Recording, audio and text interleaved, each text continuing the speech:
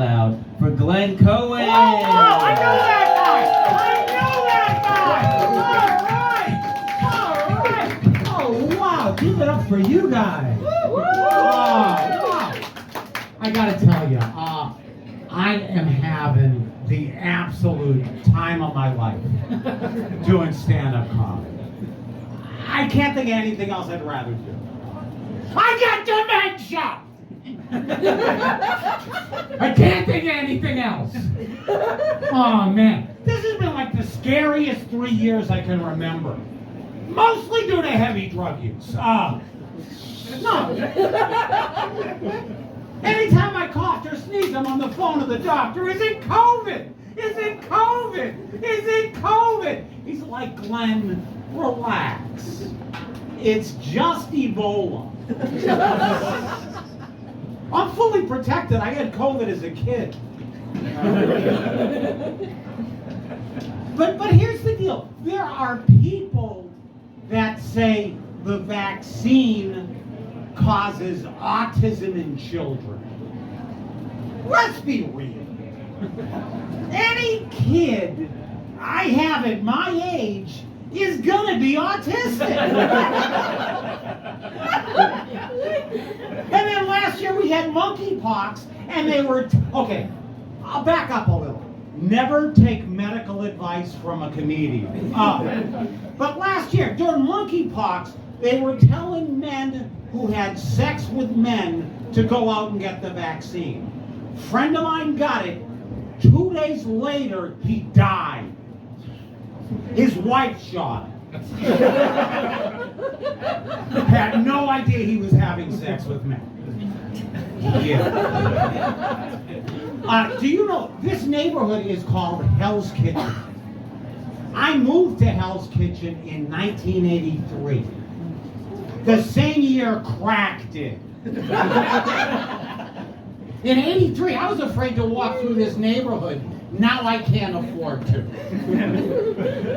And 42nd Street was the 42nd Street from Forrest Gump. Porno theater, 24-hour massage. That's a long massage.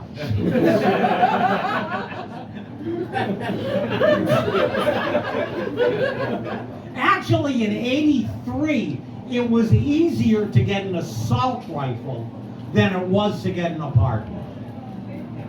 So I got the rifle, went to the realtor, had no trouble getting an apartment. Yeah. But what they didn't tell me was, in this neighborhood, I had a cockroach problem.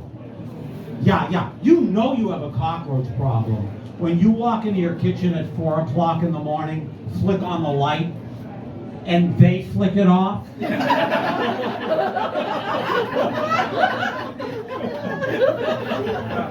You know, I didn't mind they were eating my garbage, but I kind of drew the line when they started sending me out for pizza.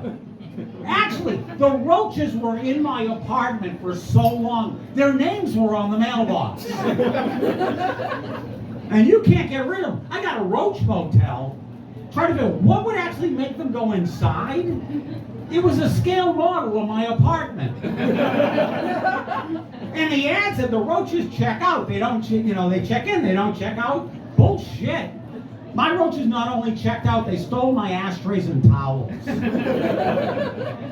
But the neighborhood's changed a little bit. I mean, there is so much gun violence right now that Times Square, right across the street, is officially a gun-free zone.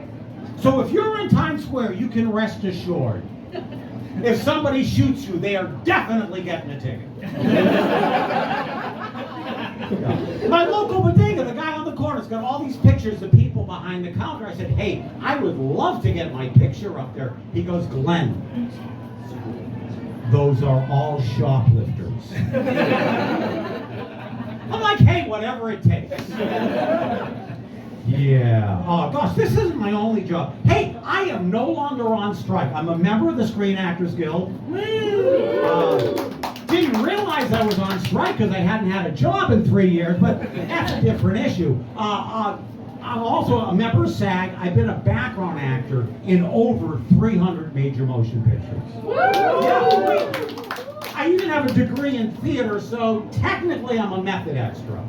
Yeah, I have a 13-page biography on the Internet Movie Database. Ever since I learned they let you edit that yourself. So there's like one rule if you're in a movie, and that is you cannot initiate a conversation with the stars. If they talk to you, yeah, you're more than welcome to respond, but you're not allowed to start that conversation. So I get called to play a mourner at a wake. An Academy Award Best Actress, Holly Hunter, walked over to me and goes, "When they read the eulogy, you will come and comfort me."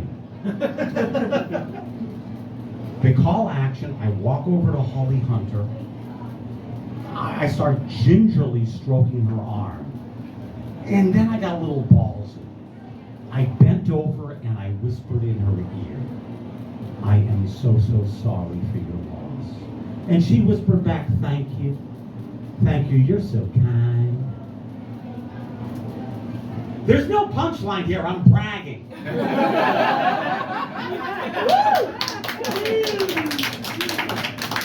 She could have said, "Shut the fuck up, you're an extra."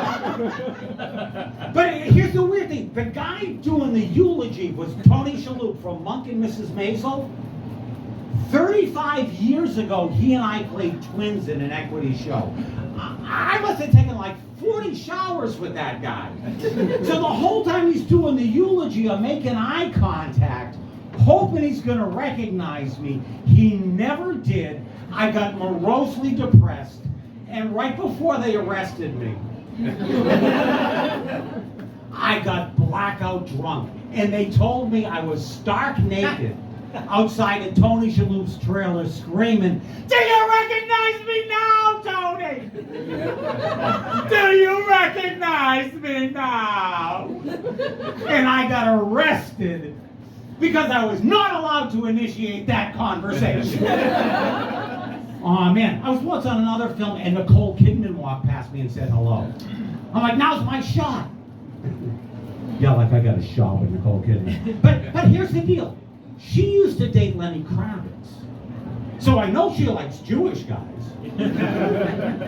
Yeah, that's the whole thing. My name is Glenn Cohen.